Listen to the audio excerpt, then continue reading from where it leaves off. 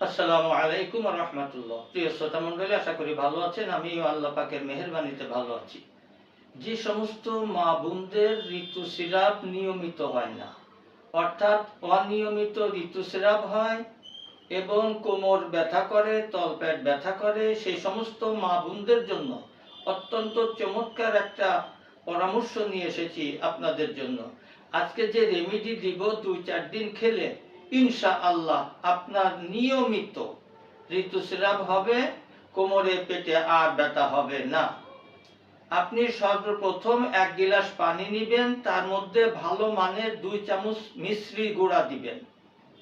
তার মধ্যে ছোট্ট একটি পাতি লেবুর রস পুরাটা দিয়ে সুন্দর করে শরবত বানিয়ে খেয়ে নিন। সকাল বিকাল 2 থেকে 3 দিন, অতিরিক্ত 5 দিন। এটা হলো 1 নম্বর নিয়ম। দ্বিতীয় আরেকটা নিয়ম হলো আলকুশি গাছের শিকড়ের রস সাথে গাজর মিশাবেন। এই 2টা জিনিস শুধুমাত্র সকালে খাবেন। কয়দিন খাবেন সে কথা বলার আগে ছোট্ট একটি অনুরোধ করি, এরকম গুরুত্বপূর্ণ ভিডিও পেতে আমার চ্যানেল মুসাফির টিভি 99 এবং আমার ফেসবুক পেজ ন্যাচারাল ভেষজ লাইক, শেয়ার, কমেন্ট করে আমার পাশে থাকবেন। 5 থেকে 7 দিন খাবেন, অতিরিক্ত 10 দিন।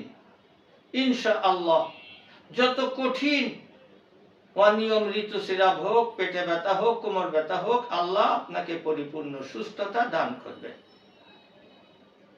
আমার জন্য দোয়া করবেন। সকলে সুস্থ থাকুন। আজ এখানে শেষ করছি। আসসালামু আলাইকুম ওয়া রাহমাতুল্লাহ।